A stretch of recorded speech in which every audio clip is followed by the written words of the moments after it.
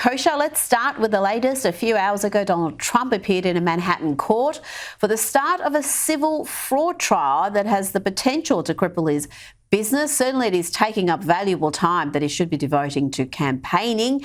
The former US president and his two sons are currently in court facing allegations that they artificially inflated their assets by nearly $3 billion.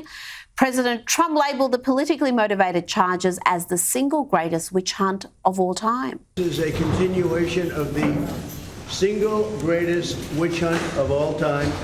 We have a rogue judge who rules that properties are worth a tiny fraction, 1/100th, a tiny fraction of what they actually are.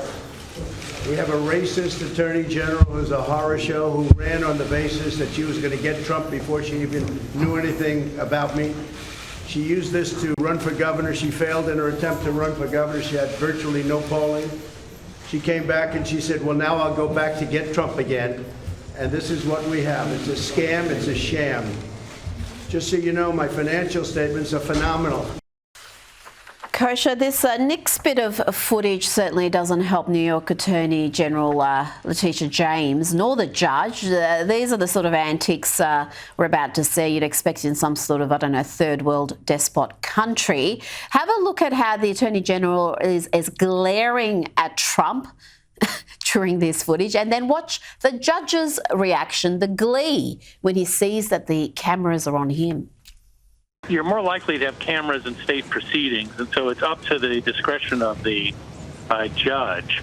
And quite frankly, I'm not too sure that both parties wouldn't want this. I think that Trump views this, the optics of this, as working to his advantage. Look, people looking at this live picture right now will be either filled with rage or they will be thrilled. And that's the problem, is that, you know, you have James now being shown in the background, you've got Trump in the foreground, and it fulfills the narrative on both sides. Trump is likely right. I mean, he's being shown in a sort of tag team series of prosecutions and civil lawsuits where one prosecutor tags another. They're all insisting on these trials occurring before the election. There are many people that find that troubling. Hardly sober deliberations there, Kosha. Some of them seem to be enjoying their time in the spotlight.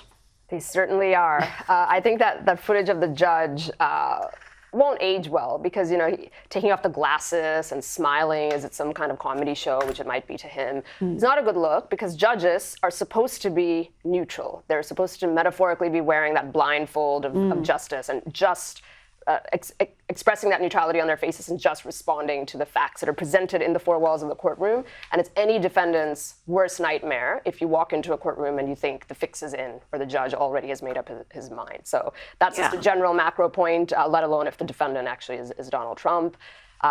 It's a crazy case. I think everybody sort of sees that, where the basics of it is... That's the most crucial thing. I mean, the optics of everything we've just seen, yeah, that's not great. But the substance of this case, this is where it shows it's just a show trial. It is a witch hunt. It really devalues, and you can see why people have such trouble having faith in the justice system currently in the US when you've got nonsense like this occurring.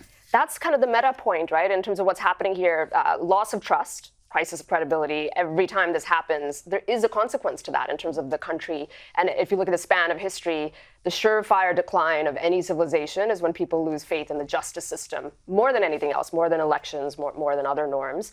And I think that's just a problem. The other thing is, it really is going to put away good people from running for public office, because in the U.S. system, you know, we have that, and you've got other businessmen, not just Trump, that like to run for office, the Romneys of the world or the Glenn Youngkins of the world. And you look at this, and I do think it's going to actually cause people like that not to run because their entire business be up for grabs because of some judge or some elected political attorney general. They're targeting not just political candidates, but lawyers. They are indicting lawyers. I mean, again, we make this comparison to banana republics, third world despot nations, and you just do not expect this to be happening in the US.